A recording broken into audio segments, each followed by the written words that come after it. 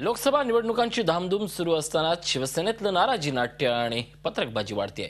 दोघा नगरसेवकांनी राजीनामा अस्त्र उगारत थेट संजय राऊत यांच्यावर शरसंधान साधल्यानं स्थानिक नेते पुढे आले असून अशा आरोपांमुळे होणारी पक्षाची बदनामी थांबवावी असा इशारा नाराजांना देत आहेत। तर दुसरीकडे लोकसभा निवडणुकीसाठी ही पक्षात रस्सीखेच दिसून येते। शिवसेनेतून मनसेत दाखल झालेल्या हेमंत गोडसे यांच्याबरोबरच विद्यमान जिल्हा प्रमुख विजय करंजकर यांनीही दावा केल्यानं पक्ष नेतृत्वासमोर पेच निर्माण झालाय। त्यावरच तोडगा काढण्यासाठी आज मातोश्रीवर प्रमुख पदाधिकाऱ्यांची बैठक बोलावण्यात आली होती।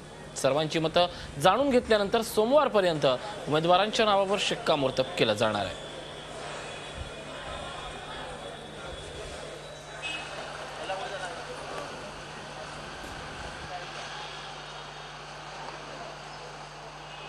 देणं न देणं हे सर्वस्व म्हणजे सर्वस्वी आमचे पक्षप्रमुख आदरणीय उद्धव साहेब ते निर्णय घेतील। तो जो निर्णय घेईल तो प्रत्येकाला मान्य असतो। नवा जुना काही नाही, तो पक्षप्रमुखांचा निर्णय, तो पक्षप्रमुख जो निर्णय घेतील तो प्रत्येकाला मान्यच करावा लागतो। शिवसेना आम्ही सांगितलं की एक शिस्तबद्ध संघटना आहे। शिवसेनेचे संजय राऊत नेते असेल परंतु संपर्क प्रमुख म्हणून मेर्लेकरांना नेमलेला आहे।